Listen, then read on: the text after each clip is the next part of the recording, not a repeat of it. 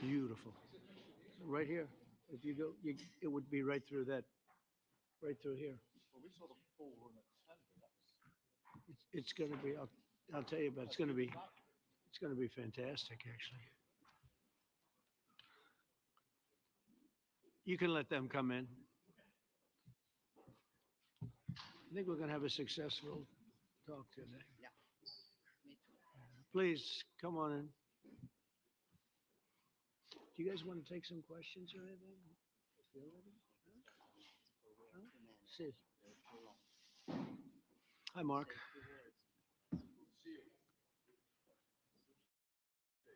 Yeah. Good.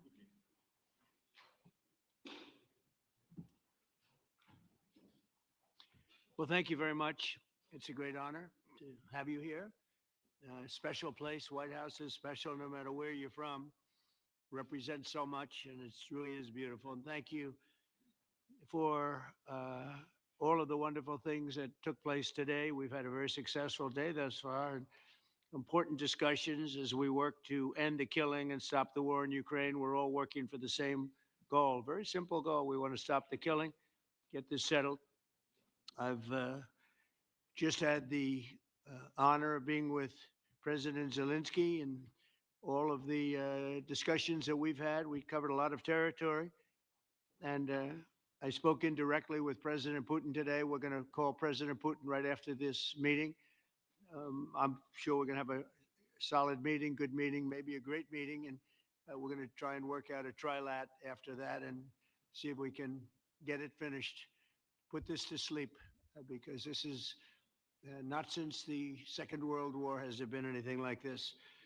So I'm honored to welcome NATO Secretary General Mark Rutte, who's a great gentleman, great political leader in Europe generally, but now he's the NATO Secretary General, and you're doing a fantastic job. Thank you very much, Mark.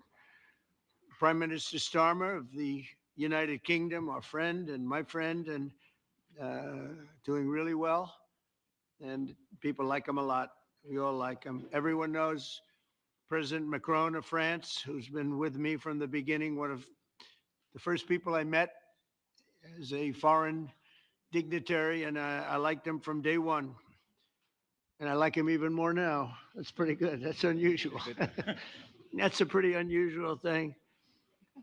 Prime Minister Meloni of Italy, who's a really a great leader and an inspiration over there. She's served now, even though she's a very young person. She's served there for a long period of time relative to others. They don't last very long. You've lasted a long time. You're going to be there a long time.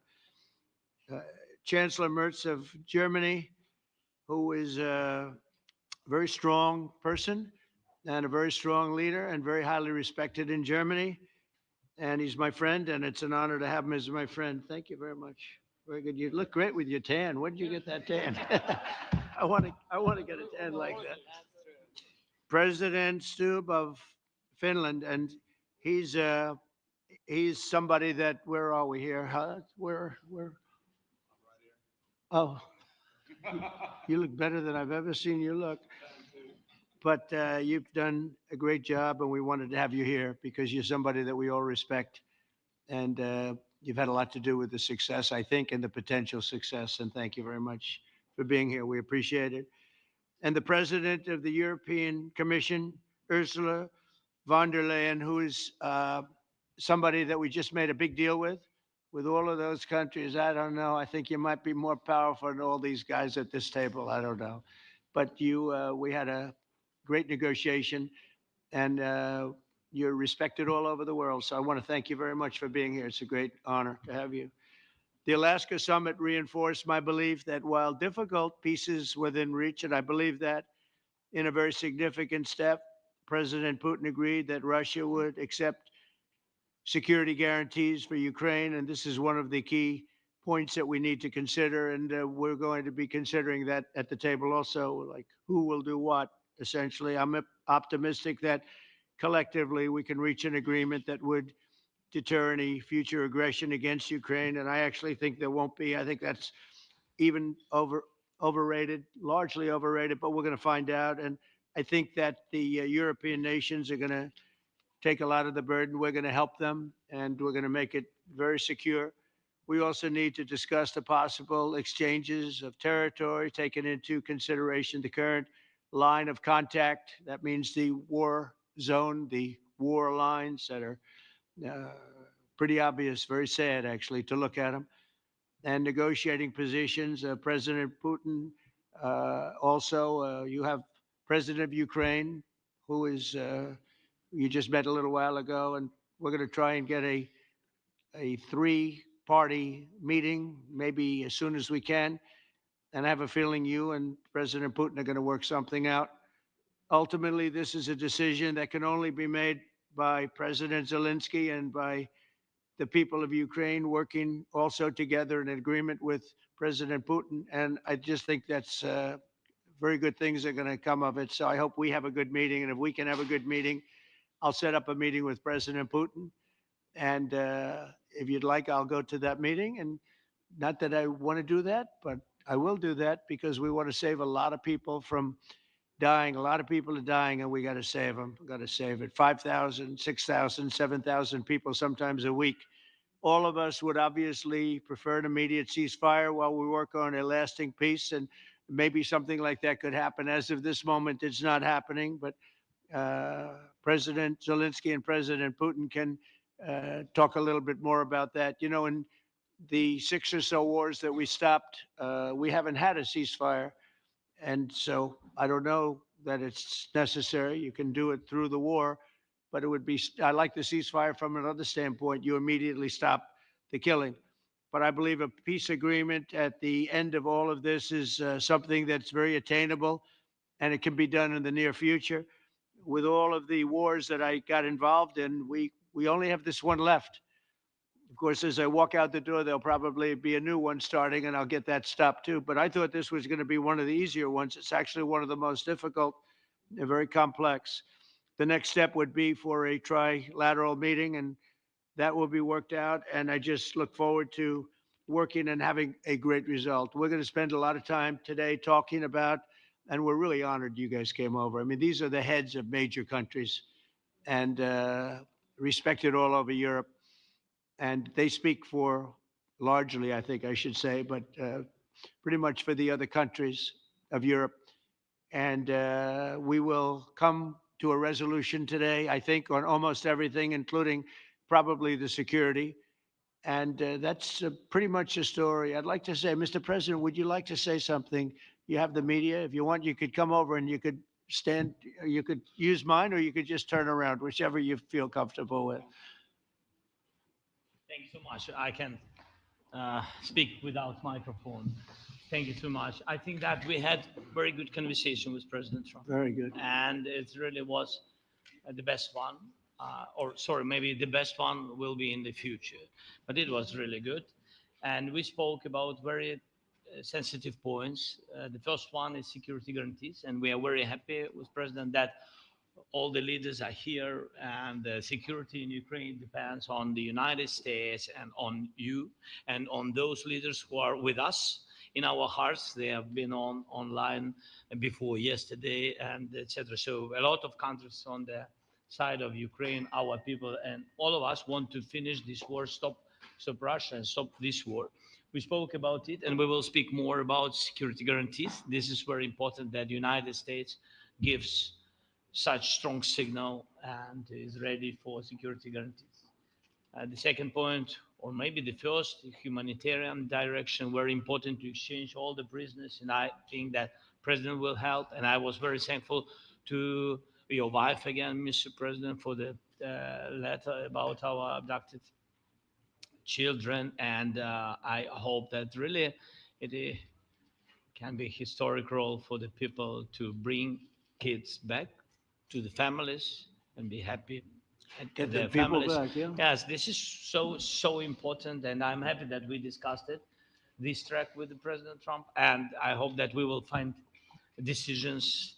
And then what is very important that all the sensitive things, territorial, etc., we will discuss on the level of leaders during trilateral meeting, and President Trump will try to organize such meeting, and he said that he will come or not come.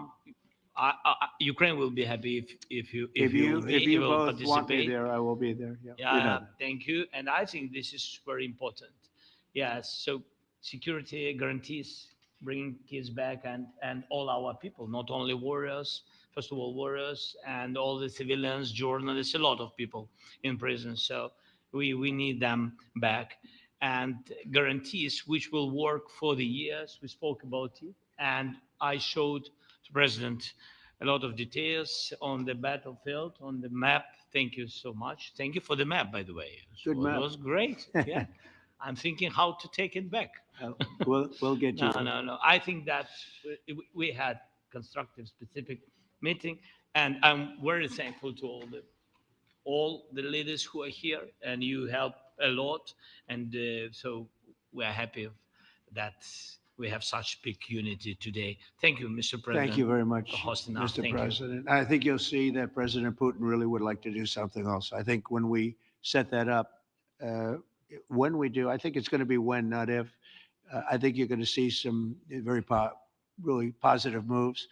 I know there's over 1,000 prisoners, and I know they're going to release them. Maybe they're going to release them very soon, like immediately, which I think is great.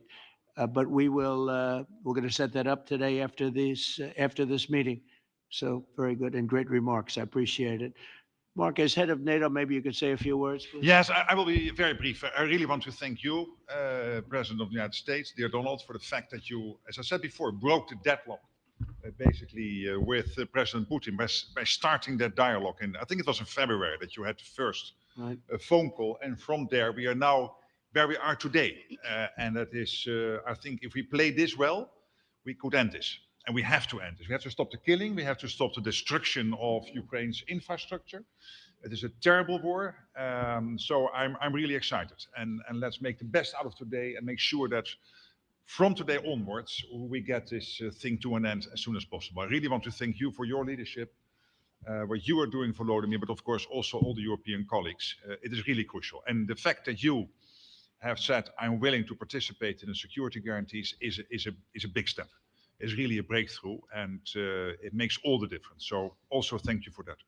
Well, NATO also has agreed from 2% to 5%, which is something that is a massive amount of money. And it's 2% that wasn't always paid to 5% that is paid. That's a big difference. And so we appreciate that. That was a great move. Thank you very much. Ursula, maybe on behalf of the Commission, you could say a couple of words. Thank you very much. It's a pleasure to be here. And it's a very important moment. Indeed, we are here, Europeans, as friends and allies. We had a fantastic NATO summit. Together as the two largest and biggest economies in the world, we had the largest trade deal ever agreed. And now we are here to work together with you on a just and lasting peace for Ukraine. Stop the killing. This is really our common interest, stop the killing. And indeed, it's very good to hear that we're working on the security guarantees, Article 5 lies security guarantees, so important. But I want to thank you also that you mentioned the thousands of Ukrainian children that have been abducted. And as a mother and grandmother, every single child has to go back to its family. This should be one of our main priorities also in these negotiations, to make sure that the children come back to Ukraine, to their families. Thank you. And we did. I was just thinking we're here for a different reason, but we just a couple of weeks ago made the largest trade deal in history. So that's a big thing. And congratulations. That's great.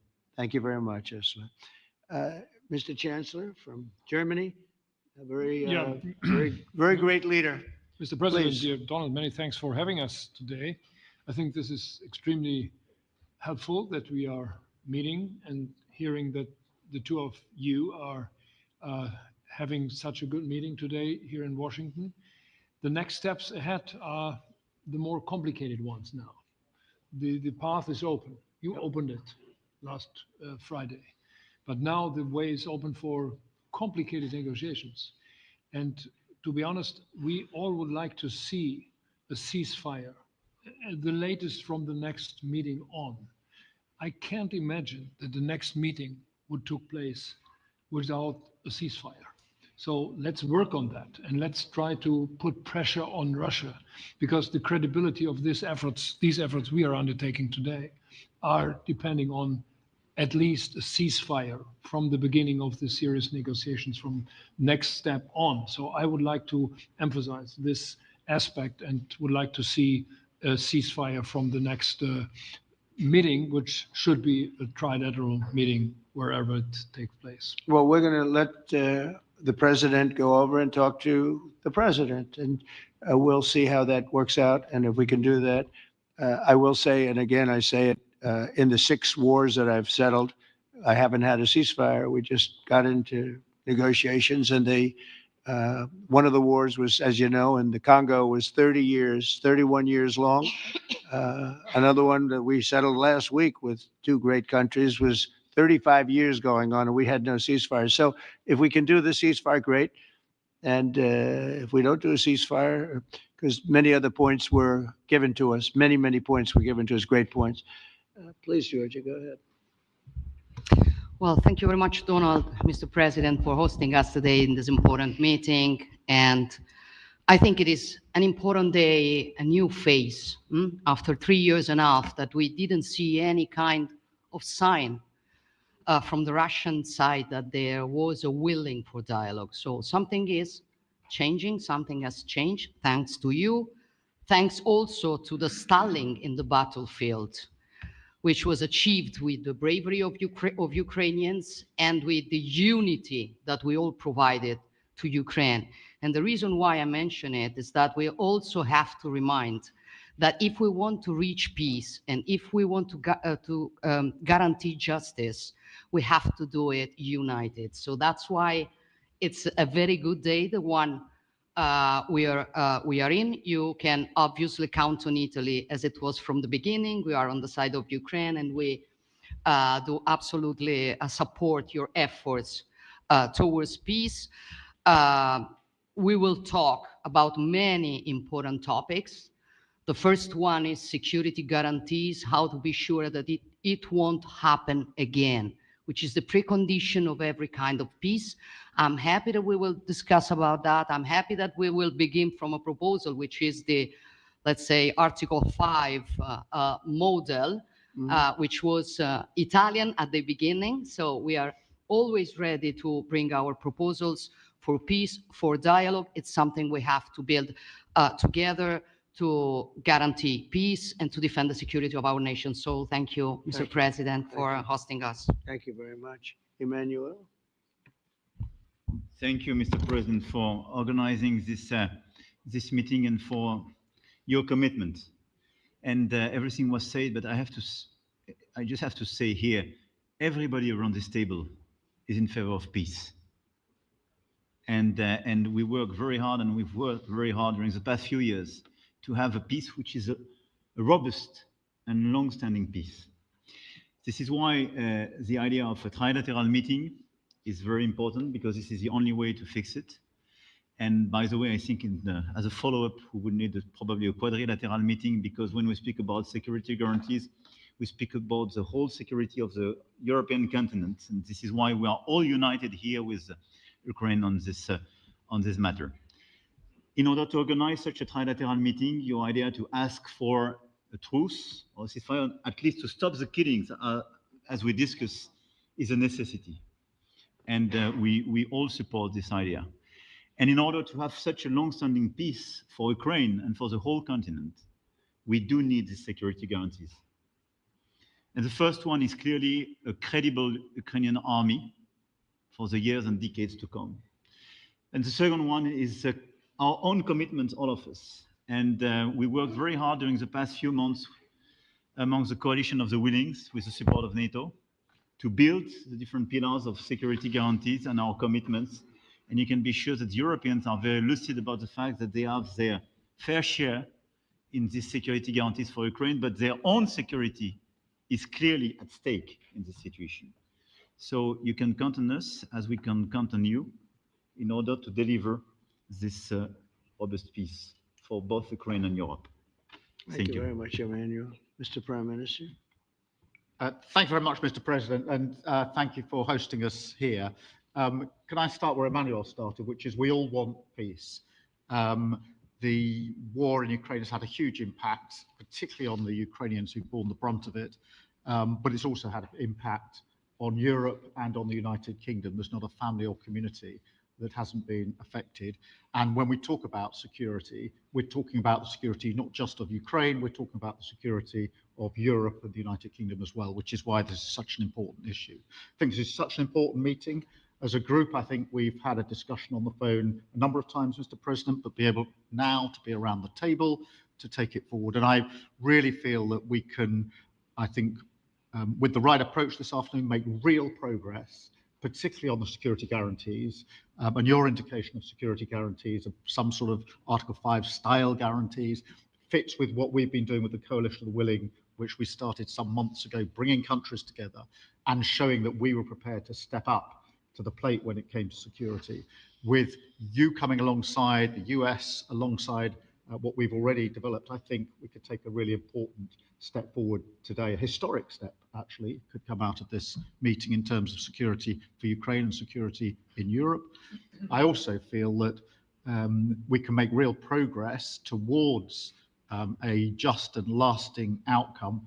Obviously, that has to involve Ukraine, and a trilateral meeting seems the sensible next step. So thank you for being prepared to take that forward, because I think if we can ensure that that is the progress out of this meeting, both security guarantees and some sort of progress on trilateral meeting of some sort to bring some of the difficult issues to a head, then I think today will be seen as a very important day in recent years in relation to a conflict which has gone on for 3 and a bit years. And so far, nobody's been able to bring it to this point. So I thank you for that. Well, thank you very much. And, it's very interesting because this is the first for the White House. You can't say that very often. It's seen a lot over the years, since 1800, 1799, to be almost exact. But this is the first where we've had so many prime ministers, presidents, the heads of European nations. And by the way, Alex, I'd like you to say a couple of words too. You're a young, powerful man. Before I finish up, I want you to say a couple of words. Go ahead. I'll take the notion of youth back to my wife and try to convince her. Thank you very much, Mr. President. I think in the past 2 weeks, we've probably had more progress in ending this war than we have in the past 3.5 years. And I think the fact that we're around this table today is very much symbolic in the sense that it's Team Europe and Team United States helping Ukraine. And the progress that we're looking out of this meeting is about the security guarantees, which are a big part of this. And then, of course, moving towards a process with a trilateral meeting with you and President Putin and President Zelensky. Some of the international media might wonder, why is the president of Finland here? I think the reason is probably that we might come from a small country, but we have a long border with Russia, over 800 miles. And we, of course, have our own historical experience with Russia from World War II, the Winter War and the War of Continuation. And if I look at the silver lining of where we stand right now, we found a solution in 1944, and I'm sure that we'll be able to find a solution in 2025 to end Russia's war of aggression and find and get a lasting and just peace. The situation is very difficult, but that's why we're here. Thank you, Alex, very much. Good job. So we're going to be meeting for a while, and we're going to discuss some of the issues. And I don't think there's any issue that's overly complex. It's at a point now where people want to do things. I really do believe. I've known him for a long time. I've always had a great relationship with him. I think that President Putin wants to find an answer too. And we'll see. And in a certain period of time, not very far from now, a week or 2 weeks, we're going to know whether or not we're going to solve this, or is this horrible fighting going to continue? We'll do our best to get it ended. And I believe you have 2 willing parties, and usually that's good news, but 2 willing parties that want to make a deal. And we'll journey together, and we'll go over and we'll see if it can be done. And it's possible it might not be able to be done. On the other hand, it's possible it will, and we're going to save thousands and thousands of lives a week. And so it's something we really have to do. And, or at least we have to give it our best. It's all you can do. You can give it your best, but I think we may have a very good outcome. So I want to thank you all, and the media, I want to thank you. We're going to be staying here for a little while. Then we're going to walk over to the Oval Office, and we're going to have another little discussion about similar matters. And then they're going to go home to their great countries and report. And I'm going to remain here and work, and you're going to go and work. We're all going to be working we may be in a different location, but that's what we know how to do is work. But I want to thank the media has been actually very fair, generally speaking, very fair. I think it's important that they're fair because this is a very important subject. We have to get it ended. And so that's all we ask for is fairness with the media. Thank you all very much. Appreciate it. Thank you very much.